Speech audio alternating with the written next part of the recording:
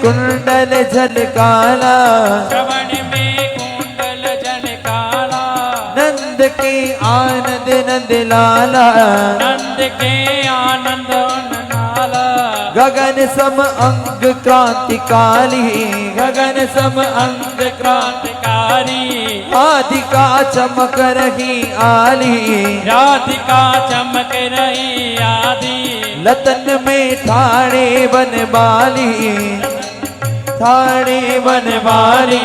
भ्रमर सी अलग कस्तूरी तिलक, चंद्र सी झलक ललित छवि श्यामा प्यारी के। सुगिरधर कृष्ण मुरारी की, आरती कुंज बिहारी की।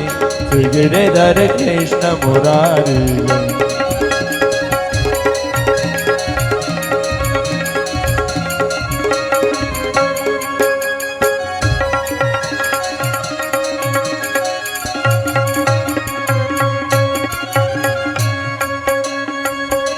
कनकमय मोर मुकुट विल से, कनकमय मोर मुकुट विल से।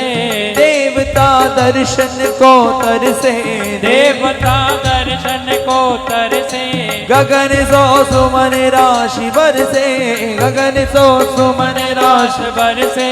बजे मोर चंग मधुर मृदंग, ग्वालनी संग अतुल रति गोप कुमारी की। गिरधर कृष्ण मुरारी की, आरती कुंज बिहारी की। गिरधर कृष्ण मुरारी की।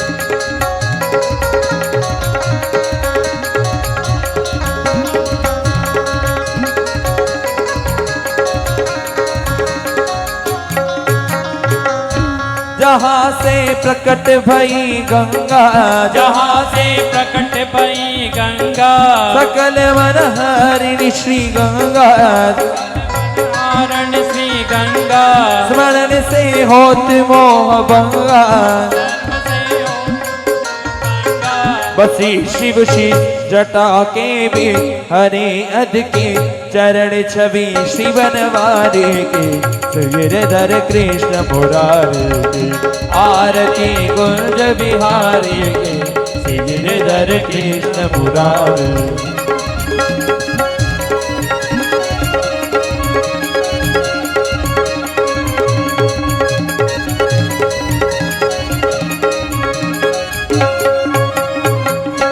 चमकती उज्जवल तट रेणु, चमकती उज्जवल तट रेणु। बज रही वृंदावन वेणु, बज रही वृंदावन धेनु। चहु दिशि गोप ग्वाल धेनु, उस गोपी ग्वाल धेनु।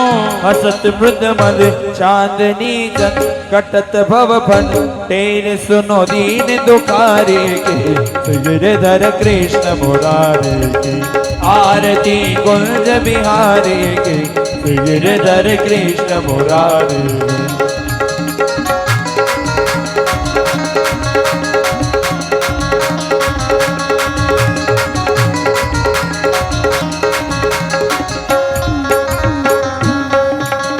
कर्पूर गौरम करुणावतारम, संसार सारम भुजगेन्द्रार। सदा वसंतम हृदयारविंद, भवं भवानी सहितं नमामि।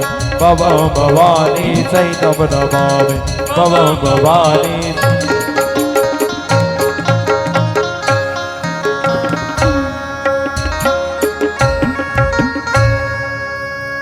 मुनि गोपाल कृष्ण भगवान की जय हो। सावरिया सेठ की जय हो। चार भुजानाथ की जय हो। शिव शंकर भगवान की जय हो। हनुमान जी महाराज की जय हो। श्री जगदम्बे मात की जय हो। नमः पार्वती पते हर हर महादेव।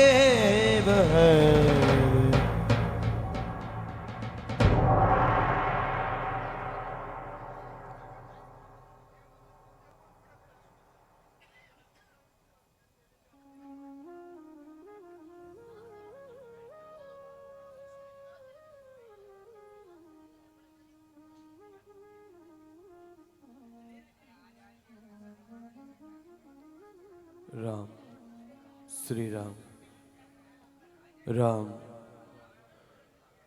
ओ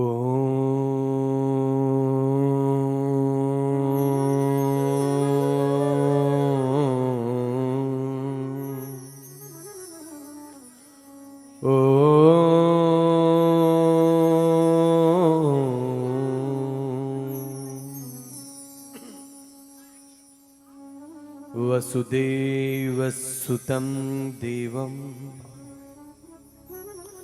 कंसचाणूरमर्दनं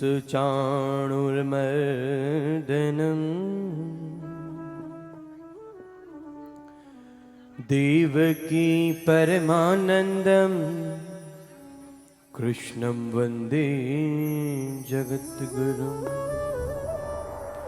कृष्णं वन्दे जगद्गुरुं।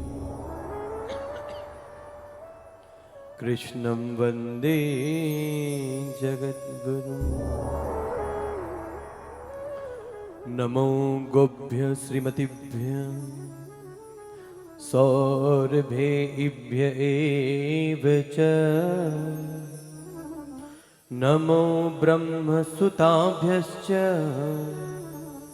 पवित्राभ्यो नमो नमः। पवित्राभ्यो नमो नमः।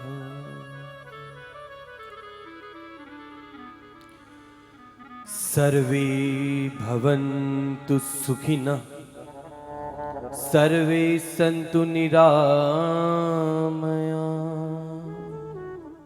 सर्वे भद्राणि पश्यन्तु मा कश्चित् दुःखभाग् भवेत्। या देवी सर्वभूतेषु शक्तिरूपेण संस्थिता,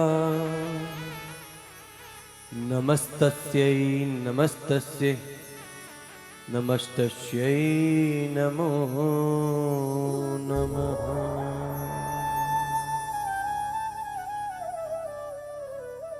ॐ असतो मा सद्गमय, तमसो मा ज्योतिर्गमय, मृत्योर्मा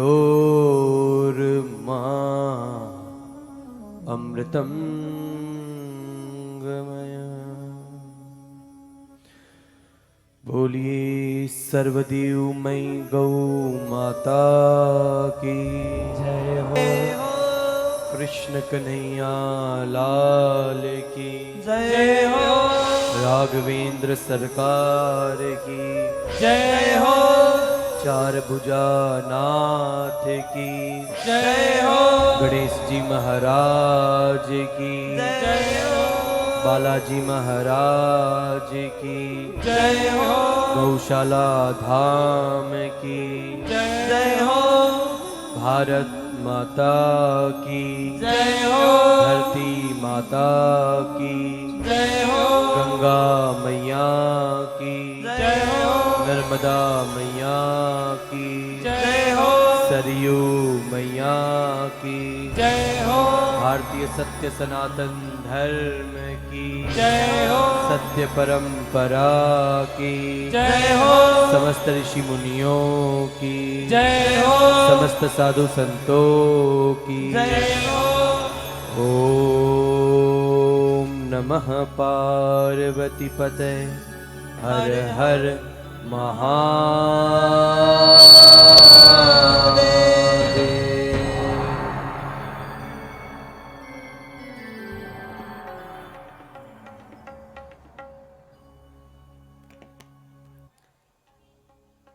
एक बार हम सभी मिलकर के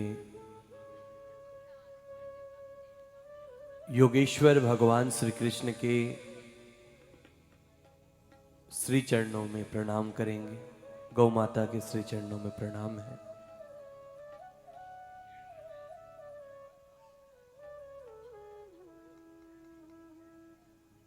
हरि नाम के साथ प्रथम हम अपने मन चित्त वाणी को शुद्ध करते हुए गौ माता की महिमा में प्रवेश करेंगे सभी लोग भाव से। आज बहुत ही विशेष पर्व भी है, पूरा विश्व शक्ति के सम्मुख एक कामना भी रखेगा, तो पवित्र पर्व भी है। और इस पर्व पे हमारा सौभाग्य भी है कि हमें इस तरह के आध्यात्मिक अनुष्ठान के मध्य में बैठ करके उस पर्व को जानने का, समझने का भी अवसर मिल रहा है। तो ये निश्चित हम सब के लिए बहुत ही सौभाग्य का अवसर है। कथा में प्रवेश करने से पूर्व एक बार हम हरि नाम कीर्तन के साथ अपने वाणी को, चित्त को, मन को शुद्ध करेंगे। श्री कृष्ण गोविंद हरे मुरारी, हे नाथ नारायण वासुदेवा। श्री कृष्ण गोविंद हरे मुरारी, हे नाथ नारायण वासुदेवा। भाव से श्री कृष्ण गोविंद हरे मुरारी, हे नाथ नारायण वासुदेवा। श्री कृष्ण गोविंद हरे मुरारी, हे नाथ नारायण वासुदेवा। हे नाथ नारायण वासुदेवा, हे नाथ नारायण वासुदेवा, हे नाथ नारायण वासुदेवा। श्री कृष्ण गोविंद हरे मुरारी, हे नाथ नारायण वासुदेवा। श्री कृष्ण गोविंद हरे मुरारी, हे नाथ नारायण वासुदेवा। एकमात्र स्वामी सखा हमारे, एकमात्र स्वामी सखा हमारे, हे नाथ नारायण वासुदेवा। हे नाथ नारायण वासुदेवा। श्री कृष्ण गोविंद हरे मुरारी, हे नाथ नारायण वासुदेवा। श्री कृष्ण गोविंद हरे मुरारी, हे नाथ नारायण वासुदेवा।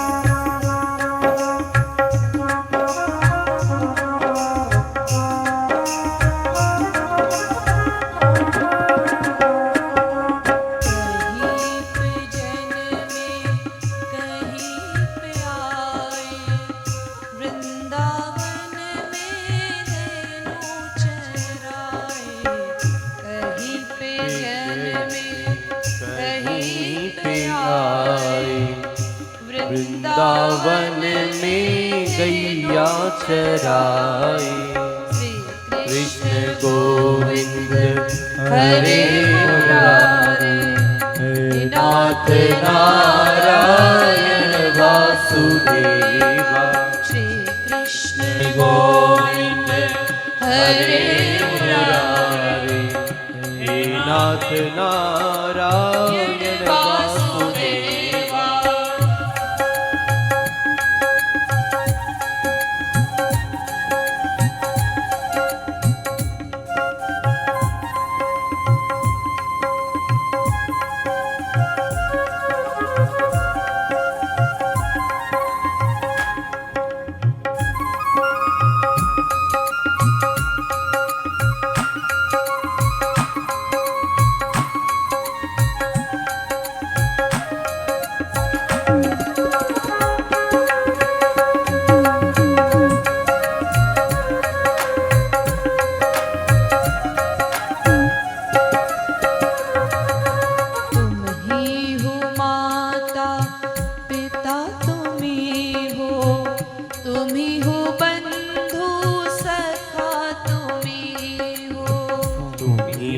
माता पिता तुम ही हो, तुम ही हो बंधु सखा, तुम ही हो, तुम ही हो साथी, तुम ही सहारे।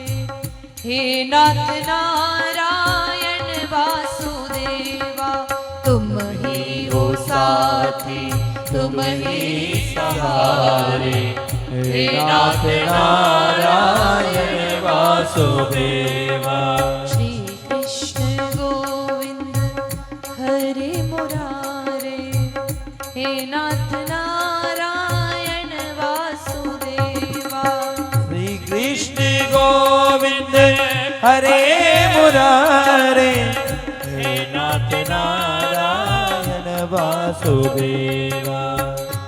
राधे कृष्णा कृष्णा कृष्णा, राधे कृष्णा कृष्णा कृष्णा, राधे कृष्णा कृष्णा कृष्णा, राधे कृष्णा कृष्णा कृष्णा, राधे कृष्णा कृष्णा कृष्णा, राधे कृष्णा कृष्णा कृष्णा, राधे कृष्णा कृष्णा कृष्णा, राधे कृष्णा कृष्णा कृष्णा, राधे कृष्णा राधे कृष्णा, राधे कृष्णा राधे कृष्णा, राधे कृष्णा राधे कृष्णा, राधे कृष्णा राधे कृष्णा, राधे कृष्णा राधे कृष्णा, राधे कृष्णा राधे कृष्णा, राधे कृष्णा राधे कृष्णा, राधे कृष्णा राधे कृष्णा, राधे कृष्णा राधे कृष्णा, राधे कृष्णा राधे कृष्णा, राधे कृष्णा राधे कृष्णा, राधे कृष्णा राधे कृष्णा, राधे कृष्णा राधे कृष्णा, राधे कृष्णा राधे कृष्णा, राधे कृष्णा राधे कृष्णा, राधे कृष्णा राधे कृष्णा, राधे कृष्णा कृष्णा कृष्णा, राधे कृष्णा कृष्णा कृष्णा, राधे कृष्णा राधे कृष्णा, राधे कृष्णा राधे कृष्णा, राधे कृष्णा राधे कृष्णा, राधे कृष्णा राधे कृष्णा, राधे कृष्णा राधे कृष्णा, राधे कृष्णा राधे कृष्णा, राधे कृष्णा राधे कृष्णा, राधे कृष्णा राधे कृष्णा, राधे कृष्णा कृष्णा कृष्णा, राधे कृष्णा कृष्णा कृष्णा, राधे कृष्णा कृष्णा कृष्णा, राधे कृष्णा कृष्णा कृष्णा, राधे कृष्णा कृष्णा कृष्णा, राधे कृष्णा कृष्णा कृष्णा, राधे कृष्णा कृष्णा कृष्णा, राधे कृष्णा कृष्णा कृष्णा, राधे कृष्णा कृष्णा कृष्णा, राधे कृष्णा कृष्णा कृष्णा, राधे कृष्णा कृष्णा कृष्णा, राधे कृष्णा कृष्णा कृष्णा, राधे कृष्णा कृष्णा कृष्णा कृष्णा कृष्णा, राधे कृष्णा कृष्णा कृष्णा, राधे कृष्णा कृष्णा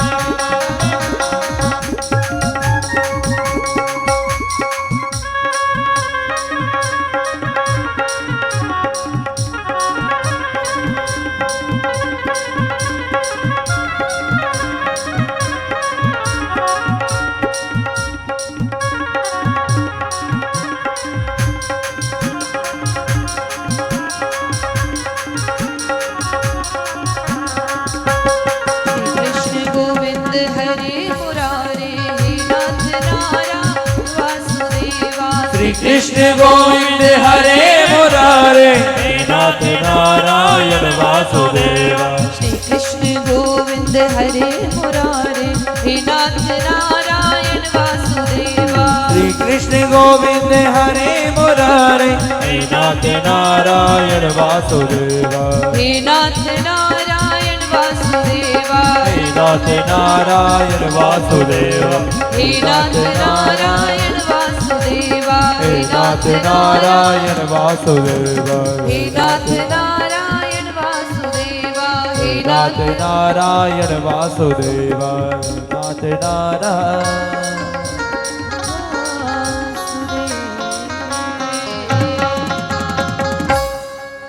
बोलिए सर्वदेवमय गौ माता की जय हो, कृष्ण कन्हैया लाल की। जय हो।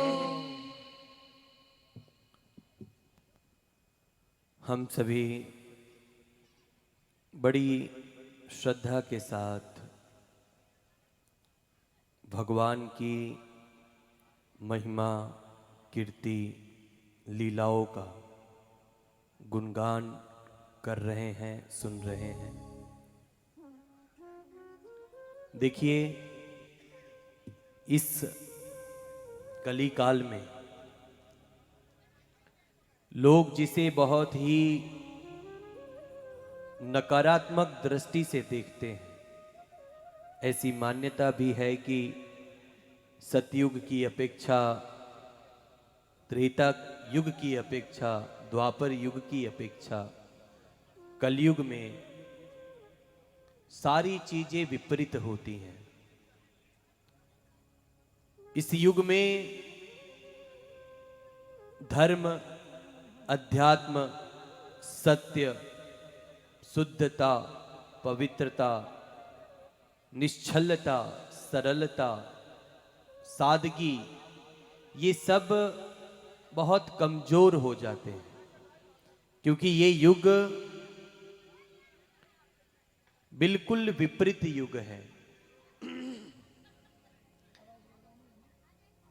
देखिए, एक बात आप सदैव याद रखना, जब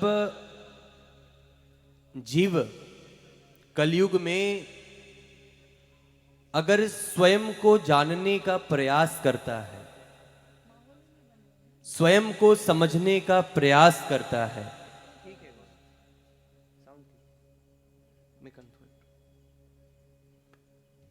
जब वो स्वयं को जानने की जिज्ञासा रखता है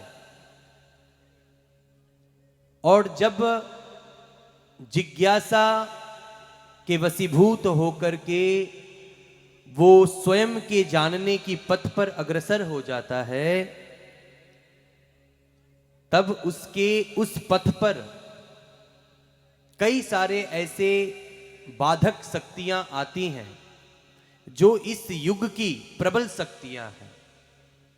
उन शक्तियों का जो नाम है वो है काम, क्रोध, लोभ, मोह, मद, माया, अहंकार, ईर्ष्या। ये सारी जो शक्तियां हैं वो कलयुग की प्रधान शक्तियां हैं, याद रखिएगा। बहुत ध्यान से सुनिएगा आप लोग, क्योंकि केवल भक्ति से और केवल भाव से और केवल नृत्य से या आनंद से या उत्सव से या महोत्सव से ही जीवन परिपूर्ण नहीं होता। कुछ सार्थक सत्य को भी जीवन में धारण करना पड़ता है। इस बात को आप भी बहुत भली भांति जानते होंगे, समझते होंगे कि ये जो हमें मानव तन मिला है, इसका कुछ उद्देश्य है, कुछ प्रयोजन है, ऐसे ही नहीं मिला। परमात्मा ने इस दुनिया में कई सारे जीवों का निर्माण किया है, कई सारे जीवों का सर्जन किया है। ऐसे भी जीव हैं, आज तो मेघराजा प्रसन्न हुए हैं, बारिश हुआ, वर्षा हुई है, देखना कितने छोटे छोटे जीव आएंगे। अभी इस प्रकाश के सामने ऐसे ऐसे जीव भी आएंगे जिनको देखने के लिए भी बहुत नजदीक जाना पड़ता है, बहुत गहराई से सुनिएगा इस बात को, भाव से, हृदय से, तब इस बात को समझ पाओगे, नहीं तो सब ऊपर से चला जाएगा। कई ऐसे भी जीव हैं जो अदृश्य हैं, जो दिखते भी नहीं हैं, इतने सूक्ष्म हैं, विज्ञान की भाषा में इतने माइक्रो लेवल के हैं जो दिखते ही नहीं हैं। ऐसे कई जीवाणु, विषाणु, कीटाणु हैं जिनको देखने के लिए यंत्रों का प्रयोग करना पड़ता है। विज्ञान तो मानता है कि ये जो हस्त है, इस हस्त में भी अभी ऐसे कई सारे कीटाणु हैं जिनको देखा ही नहीं जा सकता, लेकिन किसी यंत्र का प्रयोग किया जाए तो वो भी दिखते हैं, वो भी जीव हैं, उनके अंदर भी चेतना है, वही चेतना जो हमारे अंदर है।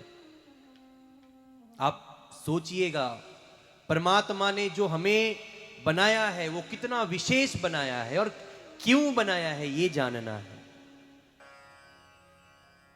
चींटी से लेकर के विशाल कायाधारी हाथी तक हर एक जीव में वही समान चेतना विद्यमान है,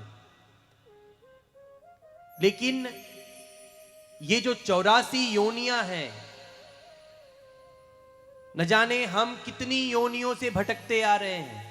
कभी कुछ बने, कभी कुछ बने, कभी कुछ बने, कभी कुछ बने, कभी कीट बने, कभी पतंग बने, कभी रेंगने वाले बने, कभी दौड़ने वाले बने, कभी तैरने वाले बने, कभी उड़ने वाले जीव बने, कभी प्राणी बने, कभी पशु बने।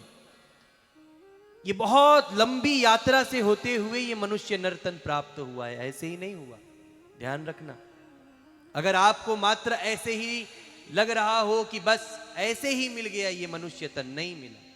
कई लोग कहते हैं कि महाराज जी मुझे याद नहीं रहता, कुछ याद रखने की दवाई बताओ ना।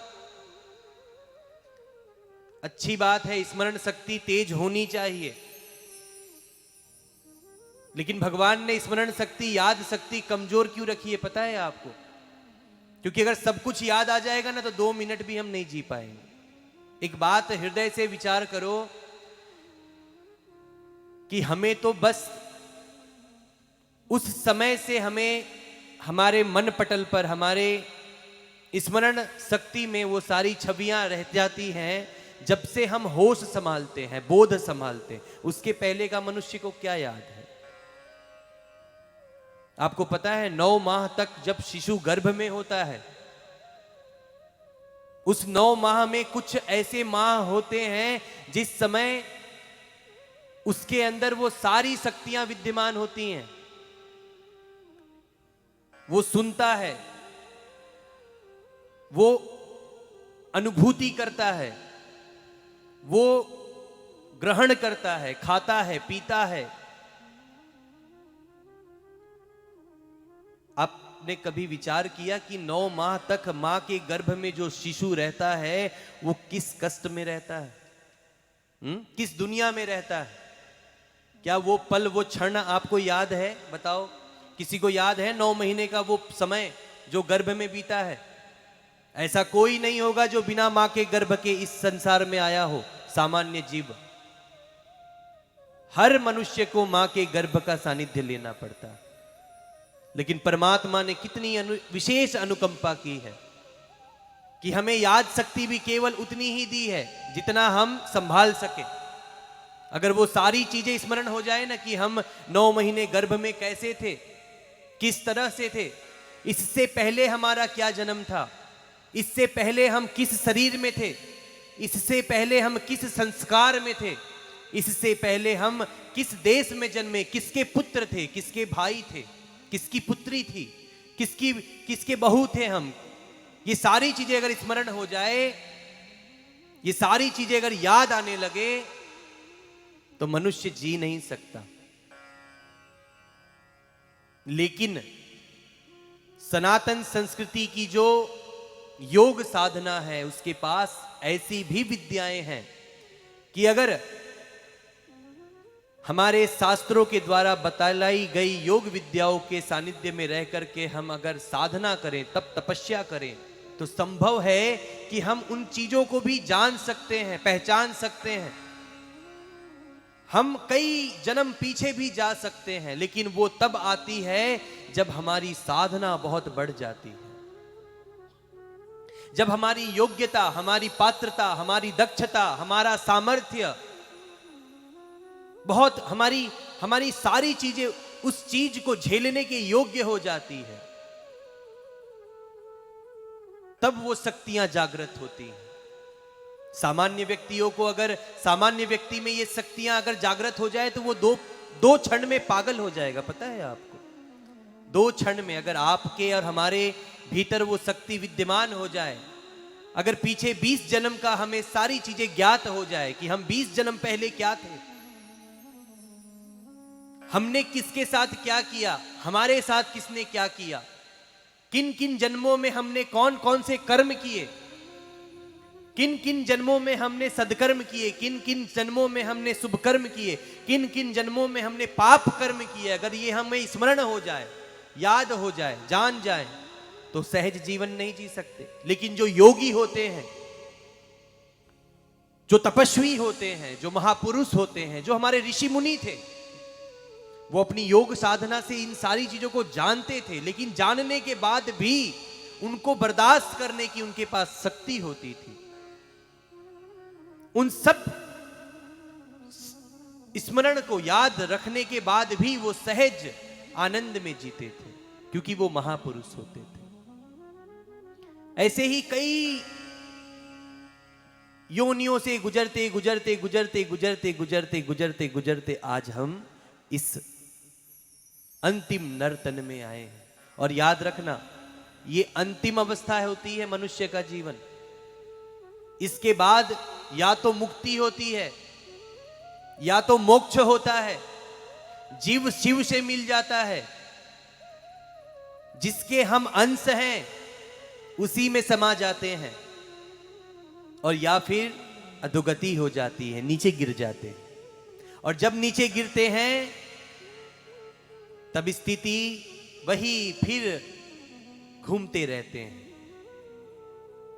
इसलिए आप लोगों से आग्रह है, निवेदन है, हम आनंदमयी कथा सुन रहे हैं, लेकिन कुछ सच्चाई, कुछ सार्थकता को भी हमें समझना पड़ेगा। केवल मात्र मनुष्य का कर्म ही है जो उसे ऊंचाइयों की ओर ले जाता है। सदकर्म, शुभ कर्म, दिव्य कर्म, दैवीय कर्म, निष्काम कर्म, परमार्थ कर्म, ये सारे कर्म ही मनुष्य को मुक्ति की ओर ले जाते हैं, मोक्ष की ओर ले जाते हैं, जीव को शिव की ओर ले जाते हैं।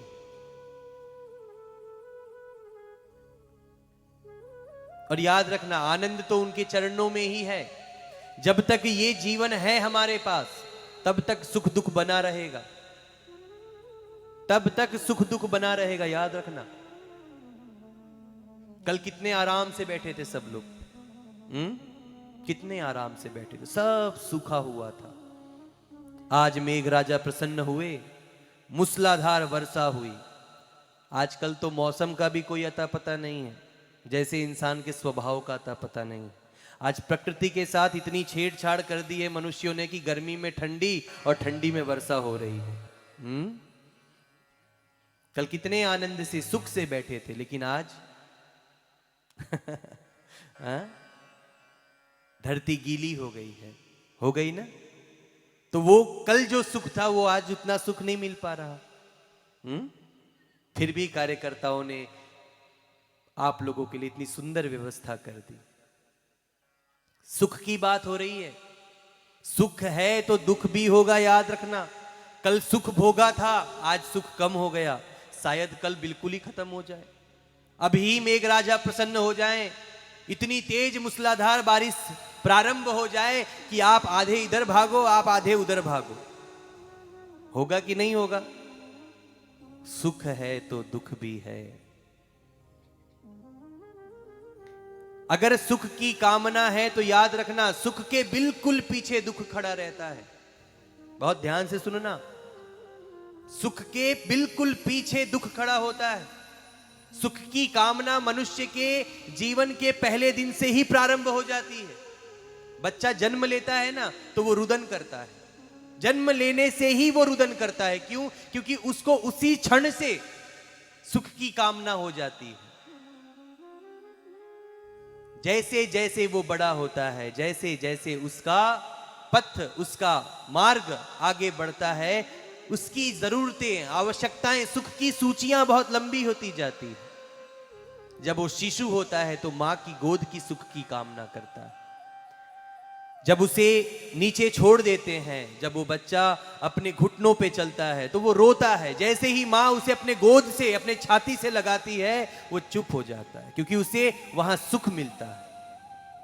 माँ के छाती से चिपका तो चुप हो गया, और जैसे ही दूर हुआ तो रोने लगा। भूख लगी, माँ ने दूध पिलाया, सो जाएगा, शांत हो जाएगा। अगर दूध नहीं मिला तो रोने लगेगा। शिशु अवस्था से बाल्यावस्था आती है। बच्चा स्कूल जाने के लिए तैयार हो जाता है। बच्चों के लिए माता पिता अनेकों अनेकों प्रकार के यत्न प्रयत्न करना शुरू कर देते हैं। उस बच्चे के लिए, उसके भविष्य निर्माण के लिए, उसकी भविष्य की सुरक्षा के लिए कई प्रकार के यत्न प्रयत्न प्रारंभ कर देते हैं माता पिता। बच्चे की विवाह की योजना ही प्रारंभ हो जाती है 10 वर्ष की आयु से।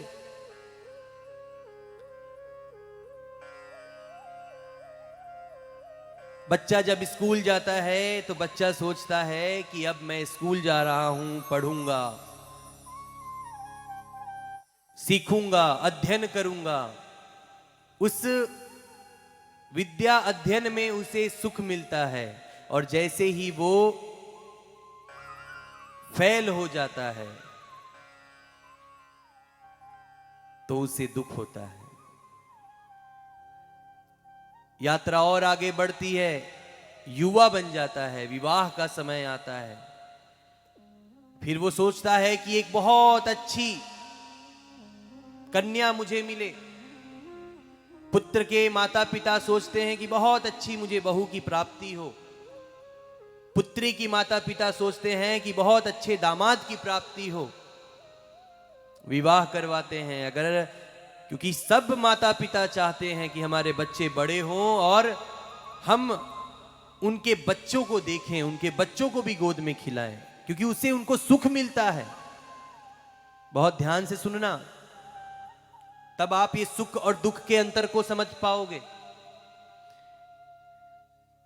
बहुत कामनाओं के साथ माता पिता अपने बच्चों का विवाह करते हैं, और अगर कहीं गलत जगह विवाह हो जाता है तो वही विवाह जो सुख के लिए किया गया था वो दुख देने लगता है। अगर कोई गलत लड़की मिल गई, कोई गलत कन्या मिल गई, कोई गलत बालिका मिल गई, अगर कोई गलत बालक मिल गया, कोई गलत वर मिल गया, तो वही जीवन नरक हो जाता है। वही विवाह जिसमें हम सुख ढूंढ रहे थे, वही विवाह दुख का कारण बन जाता है। विवाह के बाद दंपत्ति संतति की कामना रखती है। प्रत्येक दंपत्ति सोचती है कि एक बहुत सुंदर संतति मिल जाए। संतति का मतलब होता है पुत्र पुत्रियां, वंश की प्राप्ति हो जाए। कई सारे यत्न प्रयत्न करते हैं जिनको संतानें नहीं होती। अभी आगे आपको जो 16 संस्कार हैं, समस्या समाधान है, उसमें आपको विस्तृत वर्णन करेंगे। माता पिता कई यत्न प्रयत्न करते हैं। आजकल तो 100 में से 30% लोगों को ये सौभाग्य ही नहीं मिल पा रहा, क्योंकि सारी चीजें विपरीत हो गई। लेकिन कई सारे यत्न प्रयत्न, चिकित्सा करते हैं, पूजा पाठ करते हैं, यज्ञ करते हैं, दान देते हैं कि हमें एक अच्छी संतति की प्राप्ति हो, अच्छे पुत्र अच्छी पुत्री की प्राप्ति हो, और हो भी जाता है।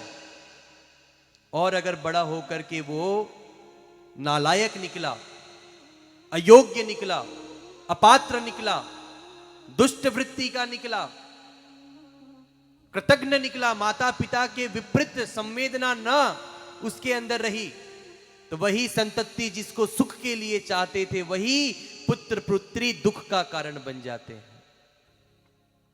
बहुत ध्यान से सुनना माताओं बहन। और चलो आपको तो बहुत ही सरल भाषा में समझा दें, अगर ये ना समझ में आते हो। आज करवा चौथ सबने रखा है, अपने पति की लंबी आयु की कामना सबने रखी होगी, रखी है ना। आज पतिदेव को अच्छा अच्छा खिलाओगे भी, खिला भी आए होंगे अभी तक तो कई माताएं, क्योंकि कथा में बैठना है। और अगर पतिदेव प्रसन्न हो गए तो आप बोलोगे कि वाह, ज्यादा कुछ नहीं, 4 तोले का इस बार तो मेरे को खाली एक सोने का चैन दिलाए। और चलो मान भी गए स्वामी जी, अरे 4 तोला क्यों, ठाकुर जी की 4 भुजानाथ की कृपा है, इस साल तो बहुत अच्छा चला है। 4 नहीं 8 तोला, कल ही चलो भिलवाड़ा। और गए भिलवाड़ा, 8 तोले का चैन बन भी गया। 2 दिन आ हा हा हा हा हा, ये चैन बाहर ही रहेगा, अंदर तो छुपेगा ही नहीं। माताएं चैन पहनने के बाद तो फिर शांति से रह ही नहीं सकती, वो माता हो या भाई हो। जब तक हम 1 दर्जन परिवार को दिखा ना ले, पता ना चल जाए पड़ोसी को, और अगर पड़ोसी का ध्यान न भी जाए तो बार बार यहां खुजली करेंगे, नहीं आएगा तब भी यहां खुजली करेंगे ताकि उसका ध्यान उस चैन पे जाए। और अगर अति सामने वाला नहीं देख रहा तो चैन ही छू छू के हिलाएंगे, बहुत भारी है, बहुत भारी है। उसको पूछना ही पड़ेगा, ओहो नया चैन पहना है आपने, हो कल ही लेके आए, 8 तोले का भिलवाड़ा से। अच्छा, कितना सुख मिला, आनंद। और 2 दिन के बाद वही चैन खो जाए तो फिर उसके बाद देखो घर में कैसा मातम छाता है। फिर तो ऐसी उदासीनता छाएगी जैसे सोने का चैन नहीं खोया, सारा चैन सुकून खो गया। जो सोना का चैन, जो चैन आपको अभी तक आनंद दे रहा था, सुख दे रहा था, प्रसन्नता दे रहा था, चेहरे पे खिलखिलाहट थी, मुस्कान था, उत्सव था, उमंग था, उल्लास था, हर्ष था, अब वही चैन आपका चैन छीन जाएगा, बेचैन कर देगा आपको। इतने बेचैन हो जाओगे कि एक जगह शांति से बैठ भी नहीं पाओगे। कभी खटिए के नीचे ढूंढोगे, कभी छत के ऊपर ढूंढोगे, कभी खेत में ढूंढोगे, कभी खलियान में ढूंढोगे, ऐसी ऐसी जगह भी ढूंढोगे जहां नहीं ढूंढना चाहिए, क्योंकि बेचैन कर दिया उस चैन ने आपको। बस यही कहना चाहते हैं आपको कि सुख है तो सुख के बिल्कुल बिल्कुल पीछे दुख खड़ा है, और उस दुख को कौन देख पाता है? उस दुख को वही देख पाता है जो विदेह होता है, जो जीवन के सार्थकता को जान चुका होता है, जो जीवन के मर्म को जान चुका होता है, जो इस जीवन की माया को जान चुका होता है।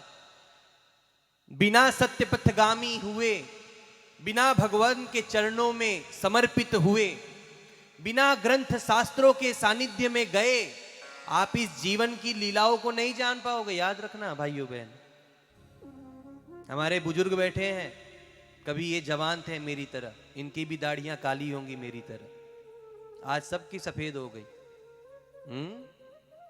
कभी युवा होंगे आप लोगों की तरह, खेलते होंगे, ये भी खेले होंगे, लेकिन आज देखो डोकरे हो गए।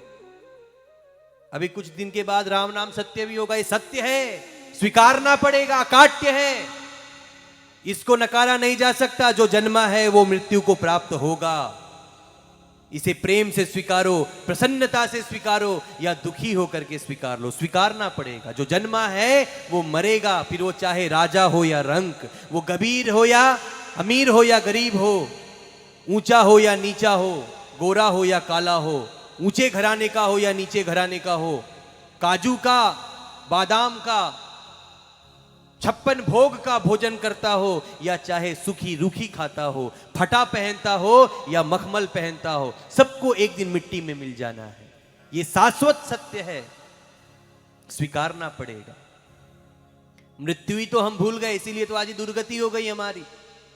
अगर आज हर पल मनुष्य को ये बोध बना रहे कि एक दिन जाना है, ये सब छोड़ करके जाना है, ये घर, ये द्वार, ये संपत्ति, ये प्रतिष्ठा, ये मान, ये सम्मान, ये जो भी आंखों से दिखने वाली चीज है, ये सब छूट जाएगी, और एक दिन जाएंगे वहां पे जहां से हम आए थे।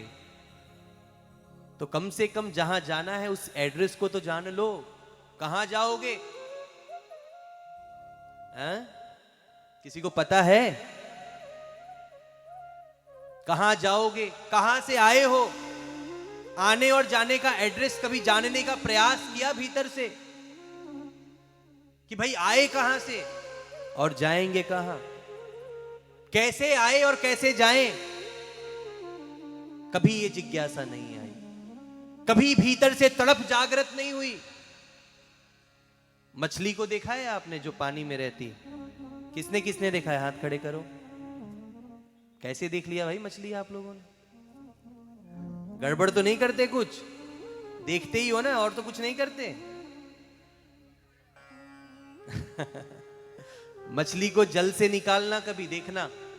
जब मछली को जल से निकालते हैं ना, तो वो अपनी प्राण की बचाव के लिए तड़पती है, छटपटाती है, तलाश करने लगती है जल का, जीवन को बचाने के लिए, क्योंकि जल ही उसका जीवन है।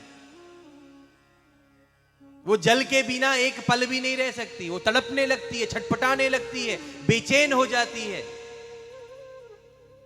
क्यों? क्योंकि उसको पता है कि यही मेरा जीवन का आधार है।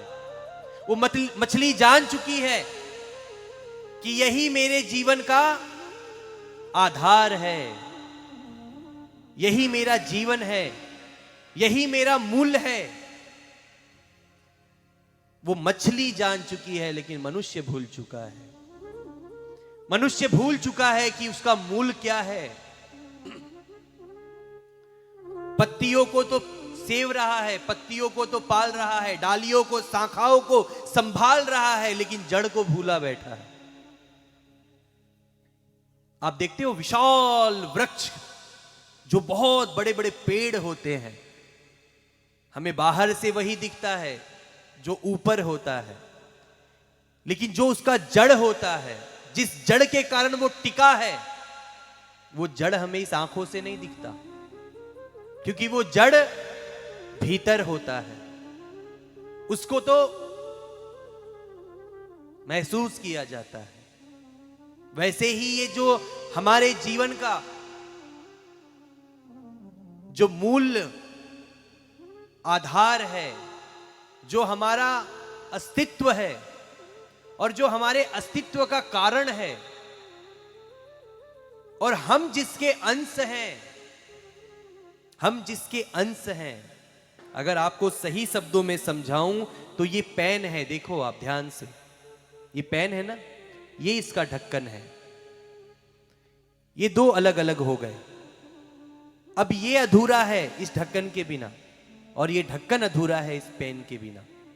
जब ये ढक्कन इस पेन से मिल जाता है तो ये पेन पूर्ण हो जाता है, पूरा हो जाता है। तो ये जो ढक्कन है ना, ये मनुष्य है, ये जीव है, ये हम हैं, और ये जो पेन है ये परमात्मा है। जैसे ये पेन का अंश ये ढक्कन है, वैसे ही ये जीव, ये मनुष्य, ये मानव, ये इंसान, ये नरतन, ये शरीर, ये चेतना, ये ऊर्जा, ये प्राण उस परमात्मा का अंश है जो सच्चिदानंद है, जो सदैव ही आनंद चित्त में रहता है। वो सुबह को उदास नहीं होता, दोपहर में खुश नहीं होता, और शाम को रोता नहीं है हमारी तरह। मनुष्य तो कई रंगों से भरा है, कई उमंगों से भरा है, कई रस से युक्त है। आप अपने ही जीवन को कभी समीक्षा करके देखना, कभी आप बहुत खुश हो जाते हो, होते हो कि नहीं होते? अनायास ही खुश हो जाते हो, प्रसन्न, आनंदित, हंसने लगते हो। तभी कुछ सोच करके उदास हो जाते हो, हताश हो जाते हो, निराश हो जाते हो, रोने लगते हो, और कभी कभी क्रोधित हो जाते हो। इतने क्रोधित हो जाते हो कि स्वयं को भी नुकसान पहुंचा बैठते हो, परिजन को भी नुकसान पहुंचा बैठते हो, और इतना ज्यादा नुकसान पहुंचा बैठते हो जिसकी कोई सीमा नहीं है। कभी उदार बन जाते हो, कभी कठोर बन जाते हो, कभी संवेदनशील बन जाते हो, कभी दयावान बन जाते हो, कभी दानवीर बन जाते हो, कभी क्रूर बन जाते हो, कभी निष्ठुर बन जाते हो, कभी सज्जन बन जाते हो, कभी दुर्जन बन जाते हो। आज माताएं सब अपने पतिदेव के सामने चंद्रमुखी बनी होंगी, लेकिन पतिदेव कुछ विपरीत कर दें, फिर देखो सूर्यमुखी बनने में भी टाइम नहीं लगता। और थोड़ा और विपरीत हो जाए तो यही माताएं ज्वालामुखी भी बन जाती हैं। कई रूप हैं हमारे, कभी रोते हैं, कभी हंसते हैं, कभी खेलते हैं, कभी कूदते हैं, कभी रुदन करते हैं, कभी विरह की कष्ट में अपने आप को सताते हैं, कभी मिलन की हर्ष में अपने आप को प्रसन्न कर लेते हैं। ये सारे रस मनुष्य के पास हैं। परमात्मा तो केवल एक ही भाव में स्थिर है, वो है आनंद। सुख का विपरीत दुख है। अगर सुख है तो दुख होगा, याद रखना।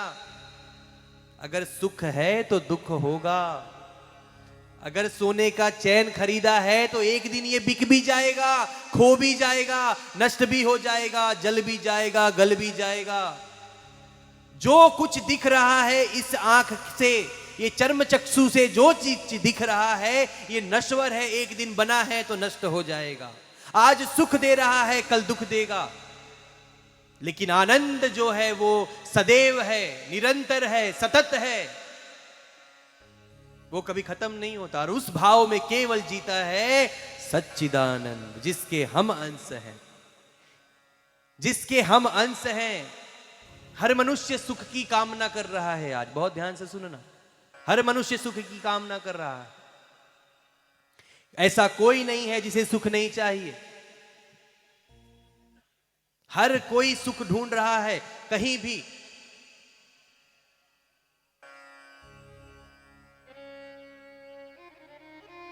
और सुख ढूंढते ढूंढते कभी कभी वो इतना दुखी हो जाता है। तलाश तो उसको सुख की है, तलाश और प्रयास उसको सुख की है, लेकिन उस सुख की तलाश में वो अपने आप को इतना दुखी कर बैठता है कि सुख तो कहीं नजर ही नहीं आता। कोई तन दुखी, कोई मन दुखी, कोई धन बिन बहुत उदास, थोड़ा थोड़ा सब दुखी, और सुखी राम को दास। जो सच्चिदानंद का अंश है वही केवल मात्र सदैव ही सुखी है। बाकी तो कोई तन दुखी है, कोई मन दुखी है, कोई धन दुखी है। ऐसा कोई है जिसको तन दुख ना हो? बताओ। देवी जी ने एक दिन पूछा, अभी आप जितने लोग यहां बैठे हो, मैं कहता हूं आप ही नहीं, पूरी बिलिया कला में शायद ही कोई ऐसा परिवार होगा जिसको कोई तन दुख ना हो, जिसको आंख में दर्द ना हो, कान में दर्द ना हो, दांत में दर्द ना हो, मुंह में दर्द ना हो, गले में दर्द ना हो, पीठ में दर्द ना हो, हाथ में दर्द ना हो, कंधे में दर्द ना हो, जोड़ों में दर्द ना हो, पैर में दर्द ना हो, कमर में दर्द ना हो, कोई बीमारी ना हो, कोई व्याधि ना हो। ऐसा कोई नहीं होगा। कोई छोटे व्याधि से परेशान है, कोई बड़े व्याधि से परेशान है, कोई बड़ी बीमारी से परेशान है, कोई बहुत बड़ी बीमारी से जूझ रहा है, कोई तन दुखी है, कोई मन दुखी है। और जितना तन का दुख नहीं सताता मनुष्य को, उतना मन का दुख सताता है। ये भी बहुत ध्यान से सुन लो। तन का दुख तो फिर भी क्षणिक भुलाया जा सकता है, लेकिन मन का दुख नहीं भुलाया जा सकता। आप तो ठीक है बिलिया कला में हो, सौभाग्यशाली हो, गांव में हो, नहीं तो शहरों की बहुत बड़ी दुर्दशा हो गई है। आज शहरों में सब कुछ है, साधन है, सुविधा है, संपत्ति है, संतति है, लेकिन सुख नहीं है। हमने तो ऐसे भी लोगों को देखा है जिनके पास इतने पैसे हैं कि अगर वो कैलकुलेटर में बटन दबाने लगे तो जीरो कम पड़ जाएंगे। कैलकुलेटर देखते हो ना आप, एक के बाद zero zero zero zero zero zero, वो जीरो कम पड़ जाएंगे। इतने पैसे हैं, इतनी संपत्ति है उनके पास, लेकिन जब उनके भीतर झांकने का हम प्रयास करते हैं तो पाते हैं कि एक मुस्कान भरी चेहरे के पीछे छिपा आंख में आंसू है जो वो बतला नहीं सकते। क्यों? क्योंकि चेहरे पे तो मुस्कान दिखाते हैं बाहर, क्योंकि रेपुटेशन बचानी है। बनावटी एक चेहरा बाहर बना रखा है, लेकिन भीतर उदास, हताश, निराश, परेशान, दुखी चेहरा है। क्यों? क्योंकि मन असंतुष्ट है, मन तृप्त नहीं है। इस तन को तो हम रोज नित्य न जाने क्या क्या देते हैं, कभी हलवा खिलाते हैं इस तन को। भाई ये जो तन है, इस तन को जीवित रखने के लिए अन्न देना पड़ता है, बिना अन्न के ये तन नहीं चलता। इस तन को नित्य बहुत संभालना पड़ता है, इसको नहलाना पड़ता है, इसको वस्त्र पहनाना पड़ता है, इसको स्वच्छ रखना पड़ता है, शुद्ध रखना पड़ता है। इस तन को आहार देना पड़ता है, खुराक देना पड़ता है, जल देना पड़ता है। और आज लोग जीने के लिए नहीं खा रहे। माताओं बहनों ध्यान से सुन लो, आज तो खाने के लिए ही मनुष्य जी रहा है। सुबह से लेकर के रेसिपी शुरू होती है तो शाम तक तो इतनी सारी रेसिपियां बन जाती हैं, तो लगता है कि मनुष्य का जन्म ही खाली खाने के लिए मिला है। और अपने राजस्थान में तो क्या कहें, जय हो। माताएं सब्जी बनाती हैं तो ओहो ऐसी तरी वाली सब्जी की, सब्जी तो बेचारी तेल में कहीं मिलती ही नहीं है, ऊपर तेल ही तेल नजर आता है। हलवा बनाएंगे तो हलवा नीचे दबा रहेगा, घी ऊपर रहेगा। हमें बुलाते हैं, जुगल जोड़ी को निमंत्रण दिया जाता है, आप लोग आओ पधारो, भोजन जीमो हमारे घर। हम जाते हैं, कई जगह ऐसे ऐसे वानगियां मिलती हैं, कई सारी जगह ऐसा ऐसा प्रसाद मिलता है कि वो देख करके ही हम लोगों का चक्कर आने लगता है, घूमने लगता है कि अगर 1 महीने 2 महीने 4 महीने खा लिए ना तो हमारा भी 8 किलो यहाँ झूलेगा और 8 किलो यहाँ झूलेगा। क्या क्या देना पड़ता है इस शरीर को जीवित रखने के लिए, सोचा है कभी आपने? हालांकि 2 रोटी से भी ये शरीर जीवित रह सकता है, लेकिन क्या क्या खिलाते हैं। कभी सुबह में चाय पिलाते हैं इस शरीर को, कभी कॉफी देते हैं, कभी पिज्जा बर्गर चाउमीन, क्या क्या। आज शहरों में चले जाओ आप, बच्चों को क्या क्या नहीं खिलाया जा रहा, क्या क्या बनाया जाता है। लेकिन मन की कोई ध्यान में नहीं है। मन की क्या भूख है ये किसी को पता नहीं है। मन की क्या, अच्छा एक बात बताओ, शरीर को भूख लगती है तो कैसे पता चलता है? शरीर को जब भूख लगती है तो कोई घड़ी थोड़ी ना है कि यहां से आवाज आने लगता है टन भूख लग गया खाना खिला दो। क्या होता है तो आपको पता चलता है कि शरीर को भूख लगा है? क्या होता है? इस पेट में एक तड़प पैदा होती है, एक बेचैनी होती है। याद रखना, भूख वो बीमारी है जिसकी दवाई अनाज है, अन्न है। अनाज को दवाई की तरह खाओ। जो इंसान चुगता है ना वो सुखी रहता है, जो चरता है ना वो दुखी रहता है। अब जमाना चरने का नहीं है, चुगने का है। चिड़िया चुगती है। कम खाओ तभी भी रह जाओगे, इतना खाओगे ना तो अब समय नहीं रहा, सब कुछ बदल चुका है, फिर भी तन अस्वस्थ हो जाता है।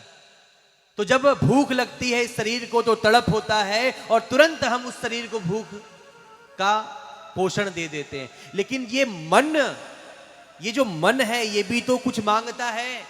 इसको कभी कुछ दिया आपने? भाई शरीर को भूख लगा, पेट में तड़प हुई, पता चला भूख लगी, खाना खा लिया। अब मन की भूख का पता कैसे चलेगा? तो ध्यान से सुनो। जब छोटी छोटी बातों में आप अशांत हो जाओ, जब छोटी छोटी बातों में आप निराश हो जाओ, हताश हो जाओ, उदास हो जाओ, तब समझ लेना मन को भूख लगा है। और आज इस मन को लोग अनाज नहीं दे रहे, इस मन का पोषण नहीं दे रहे, इसीलिए तो आज ये दुर्गति हुई है। आज मनुष्य क्या नहीं कर रहा मन के वशीभूत होकर के। इस संसार में परमात्मा ने 84 लाख योनियां बनाई। आज तक किसी योनियों को सुना आपने? कभी आपने सुना कि कोई चिड़िया, कोई कबूतर, कोई कौवा, कभी कोई कोयल अपने गले में रस्सी लटका करके, फांसी लटका करके लटक गई हो? सुना आपने कभी? कभी आपने देखा कि आपके बिलिया कला में कोई कुत्ते ने आत्महत्या कर ली हो? कभी सुना आपने कि भिलवाड़े जिले में भैंस ने आत्महत्या कर ली? बताओ। कभी सुना आपने कि कोई घोड़ा ट्रेन के सामने जाकर के उदास हो गया और कट गया? कभी सुना आपने कोई बंदर बहुत ऊंचे पहाड़ पर खड़ा होकर के कि अब कुछ नहीं बचा जीवन में, सब नष्ट हो गया, ये सब मोह माया है, ये सब स्वार्थी है, यहां कोई किसी का नहीं है, और बंदर ने पहाड़ से छलांग लगा दी और मर गया, और कल के अखबार में आया कि एक बंदर ने आत्महत्या कर ली? सुना कभी आपने? नहीं। ये कृत्य कौन करता है? ये कृत्य नित्य वो करता है जो परमात्मा का सर्वश्रेष्ठ रचना माना जाता है।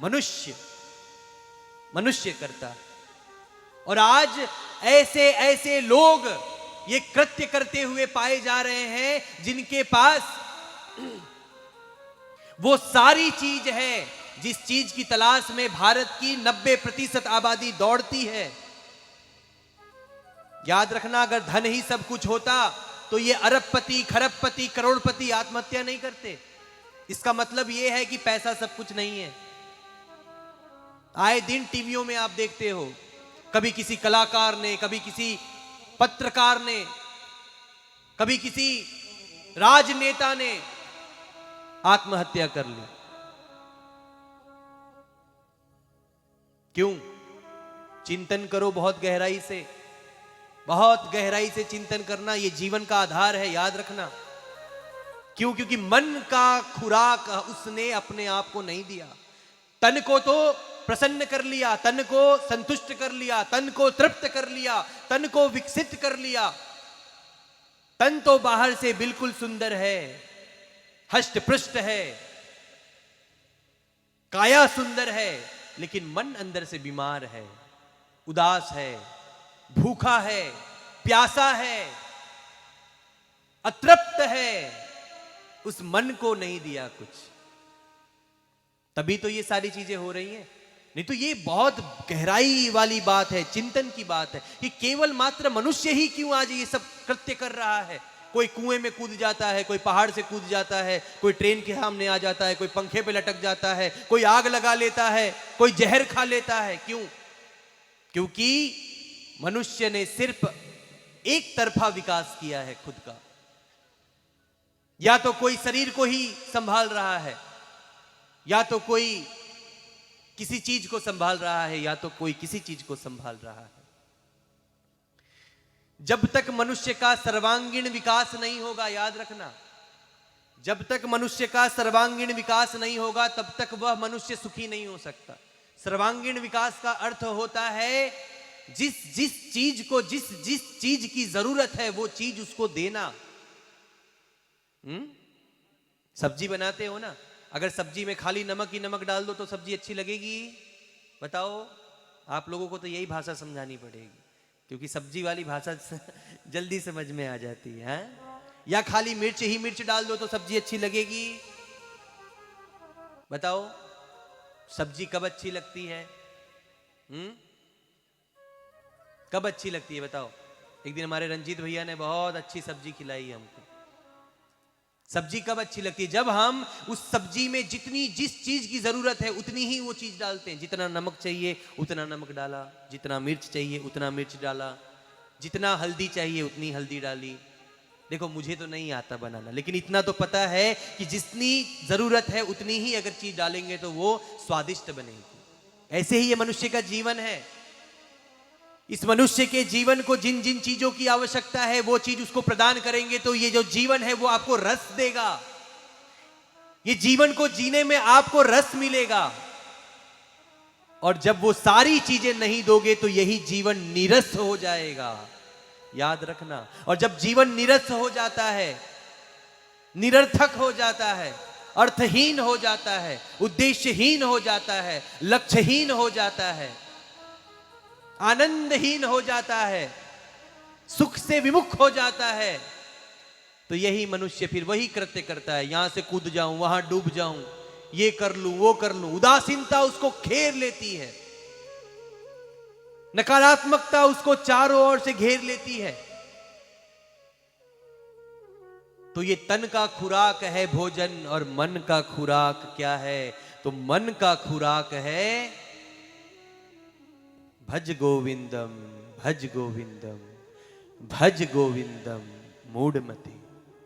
आद्य गुरु शंकराचार्य ने करुण भाव में आद्य गुरु शंकराचार्य जो स्वयं भगवान शंकर के अवतार थे, उन्होंने करुण भाव में जीव के प्रति दया और करुणा रख करके एक भाव रखा, पुनरपि जननम पुनरपि मरणम पुनरपि जननी जठरे शयनम। पुनरपि जननम पुनरपि मरणम, कई बार जन्मे और कई बार मरे हो। कभी कीट पतंग बने हो, कभी कुछ बने हो, आज मनुष्य बने हो। पुनरपि जननम पुनरपि मरणम पुनरपि जननी जठरे शयनम। भज गोविंदम, भज गोविंदम, भज गोविंदम मूढ़मते, भज गोविंदम मूढ़मते। गोविंद के चरणों में ही आनंद है। अगर आनंद क्या तलाश करना है तो सच्चिदानंद के चरणों में करो, उसके अलावा कहीं आनंद मिलने वाला नहीं है, याद रखना। आज सब कोई सुख ढूंढ रहे हैं, हर व्यक्ति सुख ढूंढ रहा है। कोई तन दुखी है, कोई मन दुखी है, कोई धन दुखी है। सबको सुख की तलाश है, लेकिन सुखी तो वही है जो राम का दास है, याद रखना। और कोई सुखी नहीं है। इसलिए इस मनुष्य जीवन की सार्थकता को पहचानना ही मनुष्य का पहला कर्तव्य होना चाहिए। अब आपके मन में आएगा कि महाराज जी आप तो गो गोविंद कथा सुना रहे हैं, गौ माता की महिमा सुना रहे हैं, और आपने तो इतना लंबा उपदेश कर दिया, इतना लंबा प्रवचन कर दिया, लेकिन यहां कहीं गौ माता तो आई नहीं। अब ध्यान से सुनिए, ये सारी जितनी बातें आपने सुनी, अब इसका सार सुन लीजिए। हर मनुष्य को सुख चाहिए ना, कोई तन का सुख ढूंढ रहा है, कोई मन का सुख ढूंढ रहा है, कोई संतति का सुख ढूंढ रहा है, कोई किसी चीज का सुख ढूंढ रहा है। और शास्त्रों ने सुख का पता बताया है कि ये सारे सुख कहां पे हैं, ये सारे सुख मिलते कहां पे हैं। अब ध्यान से सुनो, मातरः सर्वभूतानां, बहुत ध्यान से सुनना, मातरः सर्वभूतानां गावः सर्व सुख प्रदा। मातरः सर्व, बहुत ध्यान से सुनो, ये बहुत बड़ी बात है। मातरः सर्वभूतानां गावः सुख प्रदा, ये सारी जो सुख है इसकी जो दाता है वो गौ माता है। अंत में तो गाड़ी वहीं आके रुकेगी, क्योंकि गौ माता के बिना कुछ भी संभव नहीं है। याद रखना, वो जप हो, तप हो, यज्ञ हो, पूजा हो, पाठ हो, कीर्तन हो, अनुष्ठान हो, मोक्ष हो या मुक्ति हो, अंतिम में मोक्ष के समय भी ज्ञान की आवश्यकता पड़ती है। जब महात्मा बुद्ध ने, जब राजा सिद्धोधन के पुत्र गौतम सिद्धार्थ ने जब ज्ञान की चक्षुओं को खोलने का प्रयास किया, जब ज्ञान के समीप ही पहुंचने वाले थे, जब मोक्ष को पाने ही वाले थे, जब उस परम ब्रह्म की अनुभूति करने ही वाले थे, तब उससे कुछ ही समय पहले उनको एक सुजाता नाम की साधिका ने, एक भक्ता ने गौ माता के बने हुए अमृत समान दूध की खीर खिलाई। और गौ माता के दूध का ही प्रताप था कि गौतम बुद्ध के अंदर, महात्मा बुद्ध के अंदर इतनी सात्विकता उत्पन्न हुई और इतनी शक्ति उत्पन्न हुई कि उस गौ माता के दूध से बने खीर को खाने के बाद बुद्ध बुद्धत्व को प्राप्त हो गए थे। ये वर्णन आता है, आप कभी सुनना। हमारे 24 अवतारों में है भगवान बुद्ध। तो गौ माता के बिना कुछ भी संभव नहीं है, याद रखना। अगर सुख की तलाश कर रहे हो तो ये सारा सुख आपको एक केवल गौ माता दे सकती है। अगर आप तन सुख की बात करो तो तन सुख आज के समय में, जहां हर घर में कोई ना कोई व्यक्ति बीमार है, परेशान है। हमारे, ये तो दुर्भाग्य है हमारे देश का, जब कभी एक समय था कि हमारे पूर्वज 150-200 साल जिया करते थे, लेकिन आज इतना विपरीत युग आ गया कि 150-200 साल जीना तो बहुत दूर की बात है, 30-35 साल में ऐसी ऐसी बीमारियां आ रही हैं। आज के युवाओं को आंख में नंबर लग जा रहा है, आज के युवाओं को डायबिटीज आ रही है, बीपी आ रही है, और आज के 25-25, 30-30 साल के युवा हार्ट अटैक से मर रहे हैं। कितना स्वास्थ्य हमने गवा दिया। जब हमारी गौ आधारित संस्कृति थी, जब हर आंगन में गौ माता थी, तो गौ माता का दूध मिलता था, गौ माता का गौमूत्र मिलता था, गौ माता का घी मिलता था। और गौ माता का घी शास्त्रों में वर्णन है, गवाघृतम, गवाघृतम, गौ माता का घी जो है वो प्राण है। गौ माता का घी मनुष्य के अंदर अनेकों अनेकों बीमारियों से लड़ने का सामर्थ्य प्रदान करता है। आज एक युवा बारिश में 2 मिनट भीग क्या जाए, देखो आछी आछी शुरू कर देता है। क्यों? क्योंकि रोग प्रतिकारक शक्ति बची ही नहीं, बीमारियों से लड़ने का सामर्थ्य बचा ही नहीं। आज बहुत तेज बारिश आ रही थी, मैं देख रहा था, इतनी तेज मूसलाधार वर्षा में कबूतर लगभग 4 मिनट से बारिश में भीग रहा था। आज की बात है, मैं हम जहां रुके हुए वहीं बैठा बैठा देख रहा था, एक कबूतर आराम से 4 मिनट उस बारिश का आनंद ले रहा था। आप ले सकते हो, लेके देख लो, 4 मिनट खाली रह लो, देखो कल क्या करते हो। भिड़वाड़ा ले चलो, दवाई दो, ड्रिप चढ़ाओ। क्यों? क्योंकि शरीर के अंदर क्षमता ही नहीं बची, शरीर के अंदर सामर्थ्य ही नहीं बचा बीमारियों से लड़ने का। इसलिए हम आज हर व्यक्ति तन दुखी है, कई सारी बीमारियों से आज ग्रसित है। आगे वर्णन आएगा, चिकित्सा के बारे में भी देवी जी आपको बताएंगी, क्योंकि देवी जी ने तो गौ माता के पंचगव्य पे, पंचगव्य सिद्ध हैं, डॉक्टर हैं।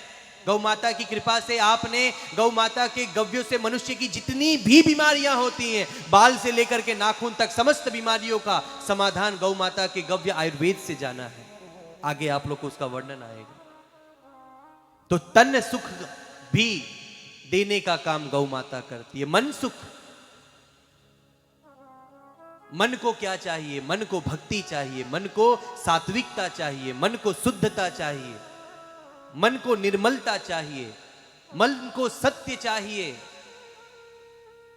और देख लो, याद रखना, जो सत्य से जीता है ना वही आनंद में रह सकता है, क्योंकि भगवान का नाम है सत्य, चित्त और आनंद। जिसका चित्त सत्य से युक्त है, आज हमारे अंदर सत्य ही तो नहीं बचा। छोटी छोटी बातों में असत्य, छोटी छोटी बातों में झूठ। वाह, ये साड़ी कितने की लाई? 300 का है। 1800 की साड़ी है ये तो। अच्छा, ये घड़ी कितने का लाए? ये घड़ी 5 सेकंड के बाद बोलेंगे 8000, 8000, भले ही 500 की क्यों ना हो। हैं? होता है कि नहीं होता, बताओ। अगर अच्छा एक बात बताओ, सच बोल देंगे तो क्या चला जाएगा? अच्छा एक मन में एक चिंतन करो कि वो झूठ बोलने के बाद स्वयं में क्या अनुभूति करते हैं। कभी महसूस किया आपने? कभी देखना, जब हम झूठ बोलते हैं ना किसी को, तो उसके बाद हमारा मन अंदर से हमको ही खाता है। क्योंकि दुनिया में आप सबसे सब कुछ छुपा सकते हो। कहीं चोरी करके आओ, कहीं बेईमानी करके आओ, कहीं डकैती करके आओ, कहीं पे गुंडागर्दी करके आओ, कहीं पाप करके आओ, कहीं दुष्कर्म करके आओ, कहीं हिंसा करके आओ, कहीं कोई गलत काम करके आओ। आप दुनिया से छिपा लोगे, लेकिन खुद से कोई छिपा सकता है क्या? बताओ। खुद से कोई नहीं छिपा सकता। और पाप कर्म करने वाले को उसका ही मन खाता है, याद करना। क्योंकि जब रात्रि को वो आराम के समय होता है ना, जब वो विश्राम के समय होता है, जब वो सोता है, तब वो अपनी ही छवि को देखता है कि मैं खुद क्या हूं, मैं झूठा हूं, छोटी छोटी बात में झूठ बोलता हूं, असत्य बोलता हूं। तो ऐसा मन कभी भी आनंदित नहीं रह सकता। इसके लिए सच्चिदानंद का नाम ही सुनो ना, कितना अर्थ युक्त है। सत्य, चित्त, आनंद। जिसके चित्त में, जिसके मन में सत्य है, जो सत्य को जीता है, जो सत्य बोलता है, जो सत्य कहता है, उसका जीवन आनंदमय हो जाता है। और सत्य वही बोल सकता है, याद रखना, जिसके अंदर सात्विकता होती है। प्रथम दिन से कह रहे हैं हम आपको, जिसके अंदर सात्विकता होगी वही सत्य बोल सकता है। और मनुष्य को सात्विक बनाने का कार्य इस ब्रह्मांड में अगर कोई कर सकता है तो वो केवल और केवल गौ माता कर सकती है। क्यों? क्योंकि उनका रोम रोम सात्विक है। जिनका गोबर और गौमूत्र, जिनका मल और मूत्र, जिसके मल की इतनी प्रतिष्ठा है। प्रथम दिन हमने आपको निवेदन किया, गौ माता का मल होते हुए इतना निर्मल है भाइयों बहनों, तो सोचो कि वो कितना निर्मल होंगी, वो कितनी सात्विक होंगी, वो कितनी सात्विक होंगी। तो जो सात्विक होता है वही किसी को सात्विक बना सकता है, याद रखना। अगर आपके अपने बच्चे को डॉक्टर बनाना चाहते हो, इंजीनियर बनाना चाहते हो, एडवोकेट बनाना चाहते हो, या कोई बहुत बड़े पद पे पहुंचाना चाहते हो, तो क्या करते हो? स्कूल भेजते हो, यूनिवर्सिटी भेजते हो, कॉलेज भेजते हो, पढ़ने लिखने के लिए भेजते हो, तभी तो बन पाते हैं। ऐसा है क्या कि किसी को डॉक्टर बनाना है, इंजीनियर बनाना है, एडवोकेट बनाना है और पढ़ने लिखने नहीं भेज करके उस बच्चे को लफंगाई करने भेज दो, गुंडागर्दी करने भेज दो और डॉक्टर बन जाएगा? नहीं। क्यों? क्योंकि पता है कि पढ़ाएंगे लिखाएंगे तभी ये डॉक्टर इंजीनियर बन पाएगा। वैसे ही अगर सात्विक बनना है, अगर सत्य पथगामी बनना है, सत्य चित्त को धारण करना है, तो सात्विक तत्व के पास जाना पड़ेगा। और वो सात्विक तत्व गौ माता है। आप और हम मनुष्य हैं, अन्न खाते हैं, ऐसा ऐसा अन्न खाते हैं जो किसी जीव को नहीं मिलता। हम जल पीते हैं, अन्य प्राणियों को, अन्य जीवों को तो कभी शुद्ध, जब गर्मी के दिन आते हैं तो नाले के पानी पीते हैं कई जीव, कई प्राणी, कई पशु, और यहां तक गौ माता को भी गंदा पानी पीने के लिए बाध्य होना पड़ता है। लेकिन हम तो मनुष्य हैं, हम तो बिस्लरी का बोतल खरीद लेते हैं, आरओ, एक्वागार्ड, प्योरीफायर वाटर पीते हैं, और बहुत पैसे वाले होंगे तो 150 रुपए का पानी का बोतल पिएंगे।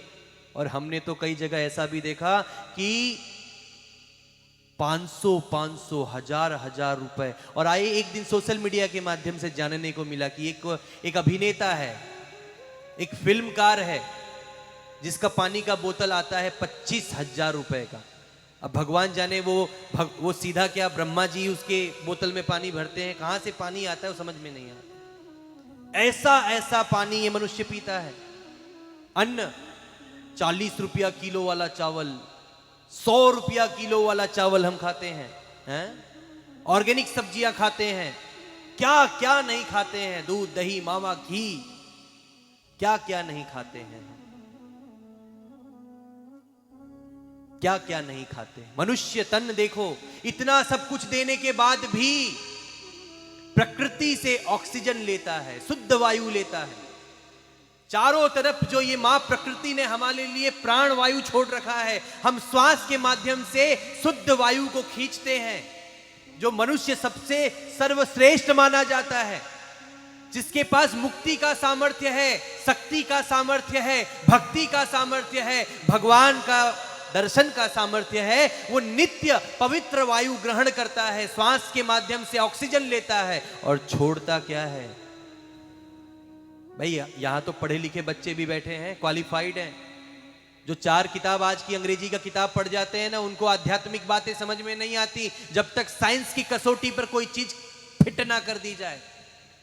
अगर साइंस की भाषा में कहें तो मनुष्य ऑक्सीजन लेता है और कार्बन डाइऑक्साइड छोड़ता है, और शास्त्रीय भाषा में कहा जाए तो हम नित्य शुद्ध पवित्र प्राणवायु लेते हैं और छोड़ते क्या है, जहरीली, दूषित, अशुद्ध, अशुद्धता नित्य छोड़ते हैं। और मनुष्य ही नहीं, अधिकांश जीव प्राणी।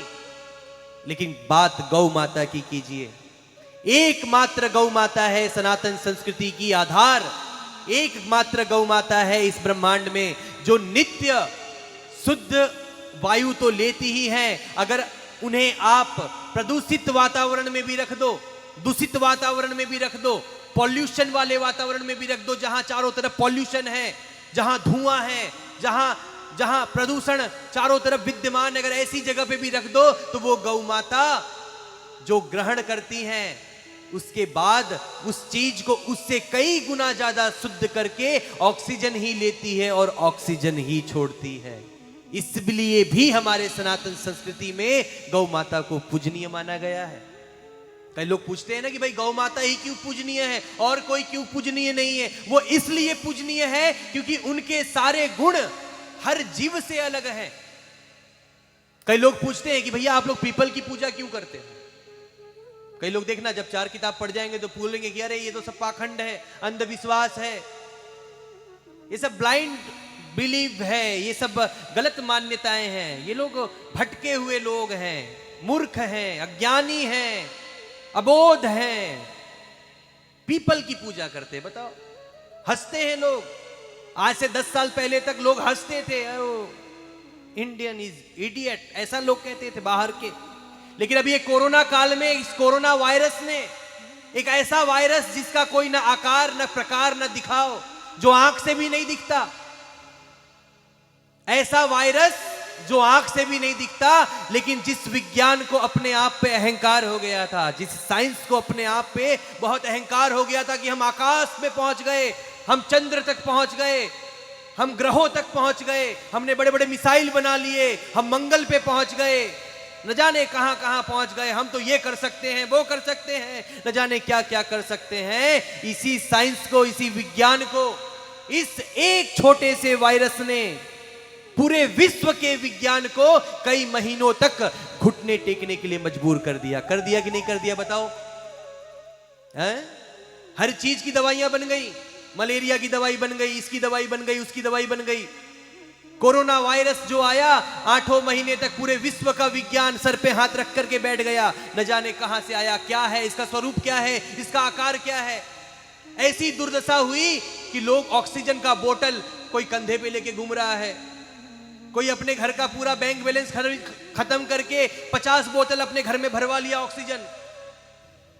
कोई कंधे पे लेके घूम रहा है, कोई गाड़ी पे लेके घूम रहा है, कोई डिक्की में डाल के घूम रहा है। क्यों? ऑक्सीजन ऑक्सीजन ऑक्सीजन, इतनी ऑक्सीजन की कमी हो गई कि ऑक्सीजन चाहिए था लोगों को बचने के लिए। और तब भारतीय सनातन संस्कृति का महत्व पूरे विश्व के सामने आया कि ये भारतीय सनातन संस्कृति क्यों पीपल की पूजा करती है। क्योंकि पीपल का वृक्ष मात्र एक ऐसा पौधा है जो नित्य हमें कार्बन डाइऑक्साइड तो लेता है, लेकिन नित्य हमें अधिकांश सिर्फ ऑक्सीजन प्रदान करता है। शास्त्रीय भाषा की जो मान्यता है कि उसपे देवों का वास है, वो तो अलग है, उसको समझने के लिए सात्विक मन चाहिए। लेकिन अगर वो मन नहीं है तो विज्ञान की भाषा समझ लो। हमारे ऋषियों ने, हमारे मुनियों ने, हमारे परंपराओं ने, हमारी मान्यताओं ने पीपल की पूजा और गौ माता की पूजा इसलिए की क्योंकि उनके अंदर ये विशेषताएं हैं जो अन्य किसी के पास नहीं है, अन्य किसी के पास नहीं है। ये कोई ब्लाइंड बिलीव नहीं है, कोई अंधविश्वास नहीं है, ये विज्ञान है। गर्व कीजिए अपने आप के होने पर। भारतीय सनातन संस्कृति विज्ञान से युक्त संस्कृति है। इसके प्रत्येक कृत्य में विज्ञान है, मर्म है, अर्थ है।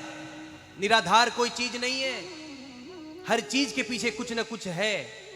कभी आप गौ माता के पास जाना, उस गौ माता के पास जो आपके द्वारा सेवा की गई है। ऐसी गौ माता के पास मत जाना कि कभी जिनके पास गए ही नहीं तो एक लात मारेगी तो कहां भेज देगी। कभी गौ माता के पास जाना जो सेवित है, पूजित है, और गौ माता के नाक के पास अपना नाक ले जाना। लेकिन कौन सी गौ माता, ध्यान से सुन लो, जो पूजित है, सेवित है, प्रतिष्ठित है, जो शुद्ध चारा खाती हैं, घास खाती हैं। ऐसी गौ माता के पास जब वो बैठी रहे और जुगाली करती रहे और शांत, जब उनकी आंखों में देखो तो एक शांति का सागर नजर आए, उस समय उनकी नाक के पास अपनी नाक को ले जाना। जब वो श्वास छोड़े तो आप श्वास खींचना, जब गौ माता श्वास छोड़े तो आप श्वास खींचना। और ये प्रक्रिया ज्यादा नहीं, केवल मात्र 5 मिनट करके देख लेना, आपको समझ में आ जाएगा कि गौ माता क्या है। आज लोग मन की शांति के लिए न जाने कहां मेडिटेशन कैंप्स में जाते हैं, अलग अलग मेडिटेशंस की पद्धतियां करते हैं, अलग अलग प्रयोग करते हैं मन को शांत करने के लिए, मन को एकाग्र करने के लिए, मन को पुष्ट करने के लिए। फिर भी मन शांत नहीं हो पाता। और दुनिया का अशांत से अशांत व्यक्ति भी अगर गौ माता के श्वास के साथ अगर अपना श्वास मिला ले तो 5 मिनट में वो व्यक्ति इतना शांत हो जाता है जैसे सागर। क्योंकि गौ माता अपने श्वास के माध्यम से नित्य इतनी सात्विकता छोड़ती है कि वो अपनी ही तरह हमें बना देती है। याद रखना, क्योंकि वो स्वयं इतनी सात्विक है। ये विज्ञान है, याद रखना, ये विज्ञान, ये कोई ब्लाइंड बिलीव नहीं है। और शास्त्रीय की भाषा में कहें तो गावो विश्वस्य मातरः, कृष्ण की प्यारी है, कृष्ण की दुलारी है, देवताओं की भी कल्याण करने वाली है, देवताओं को भी धारण करने वाली है, देवताओं को भी आश्रय देने वाली है। जब चारों ओर हाहाकार मच जाता है, जब पाप ताप संताप से ये पृथ्वी गूंज उठती है, जब देवता भी अपनी कल्याण मंगल के लिए इधर उधर भागते हैं, तब यही कामधेनु अपने रोम रोम में उन्हें निवास देती है। इसीलिए तो हमारे ग्रंथों ने कहा कि 33 कोटि देवताओं का वास करने वाला ये पवित्र तीर्थ है। लेकिन शास्त्रीय भाषा तो उन्हें ही समझ में आएगी जो धार्मिक है, जो आध्यात्मिक है। और आप सब हैं, ये हमें बहुत गर्व होता है, क्योंकि हम देख रहे हैं आज 5वां दिन है। आपकी जो कथा सुनने की जो तन्मयता है, जो आपकी जो एकाग्रता है, जो आपका समर्पण है, उससे हमें ये प्रतीत होता है कि आप सब सात्विक हैं, आप सब सुनना चाहते हैं, आप सब धर्मपरायण लोग हैं। लेकिन आज भारत नहीं बचा। आज भारत में 2 पार्ट हो गया है, एक तरफ इंडिया है और एक तरफ भारत है। इंडिया के लोगों को कोई भाषा समझ में नहीं आती। इंडिया के लोगों को जब तक उनको साइंस की कसौटी पे कस ना दिया जाए, जब तक वो साइंस की कसौटी पे नट बोल्ट कस नहीं लेते, तब तक उनका दिमाग नहीं खुलता। लेकिन हम सब तो धर्मपरायण हैं, इसलिए आप सबसे आग्रह, निवेदन, प्रार्थना कि मनुष्य के जीवन का जो मूल आवश्यकता है सुख, क्योंकि मनुष्य की तलाश नित्य सुख की है, वो हर जगह सुख ढूंढ रहा है। कोई तन दुखी, कोई मन दुखी, कोई धन बिन बहुत उदास, थोड़ा थोड़ा सब दुखी और सुखी जो धेनु के पास, जो धेनु के पास।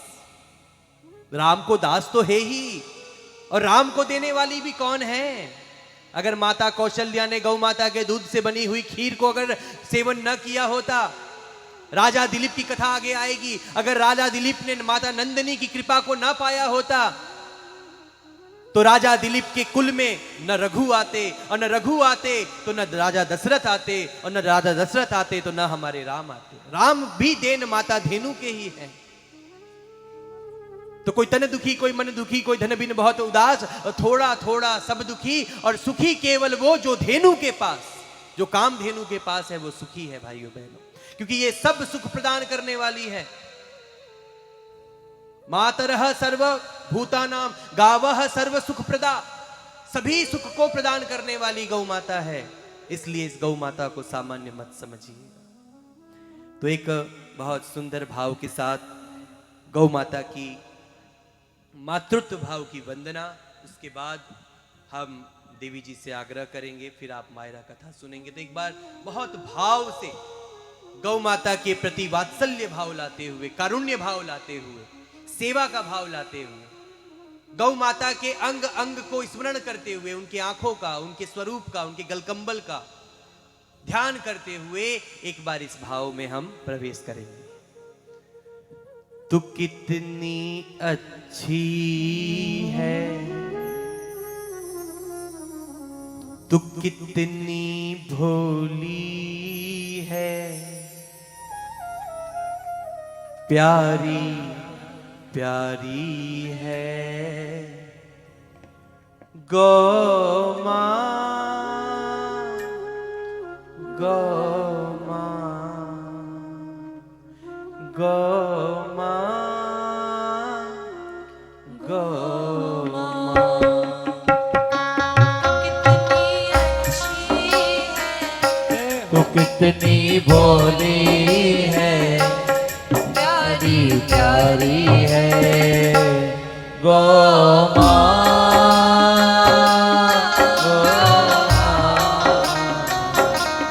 गौ माँ,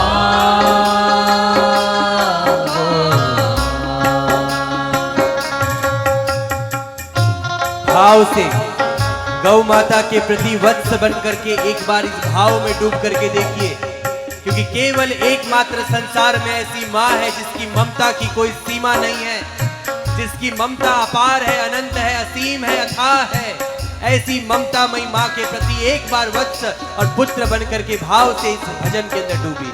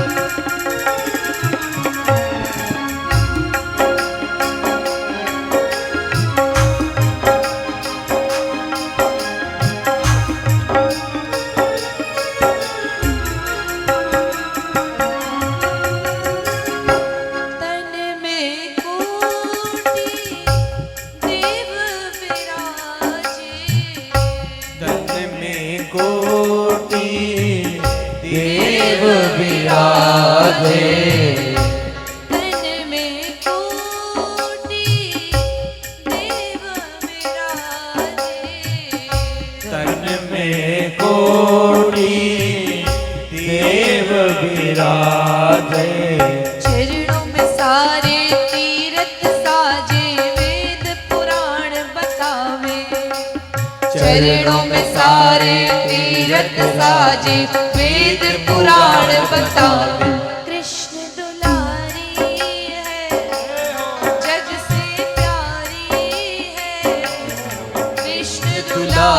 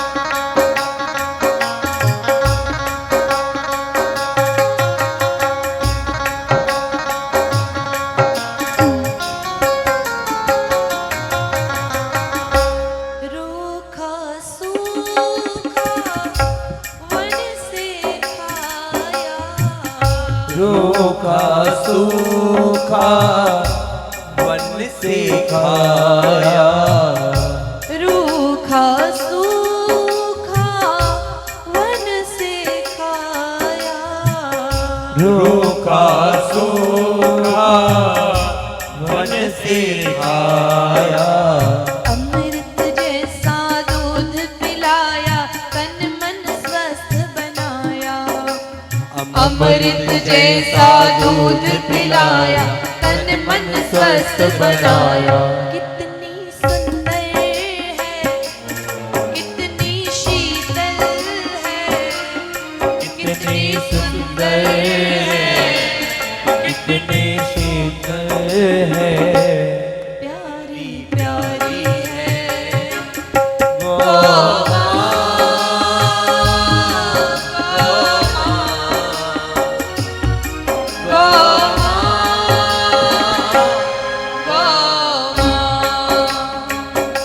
तू कितनी अच्छी है, तू कितनी भोली है, प्यारी प्यारी है गौ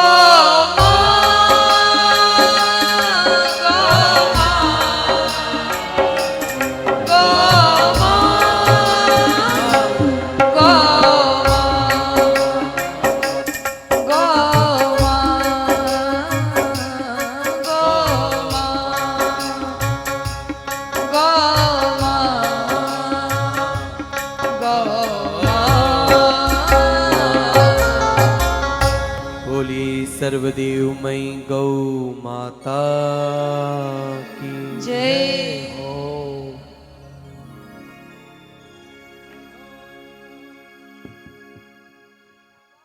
आज समय का अभाव होने के कारण कुछ ऐसे प्रसंग जो आपको बतलाने थे, कहने थे, सुनाने थे, वो नहीं सुना पाएंगे।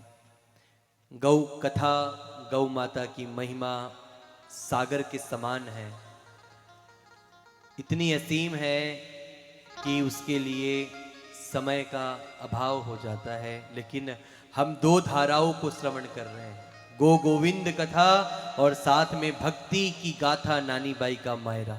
तो समय अभाव होने के कारण आज इतना ही निवेदन करेंगे। अब हम आदरणीय देवी जी से आग्रह करेंगे, निवेदन करेंगे कि समुपस्थित सभी बिलिया कला के समर्पित धर्मपरायण श्रोता समाज को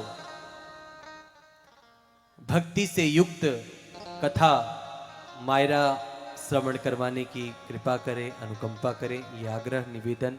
इसी के साथ दोनों हाथ उठा करके एक बार प्रेम से जयकारा लगाएंगे। बोलिए गौ माता की, कृष्ण कन्हैया लाल की, बालाजी महाराज की, चार भुजानाथ की, गौशाला धाम की, नंदी महाराज की, भारत माता की, समस्त ऋषि मुनियों की, सत्य सनातन धर्म की, गंगा मैया की, माता पिता गुरुदेव की, आज के आनंद की।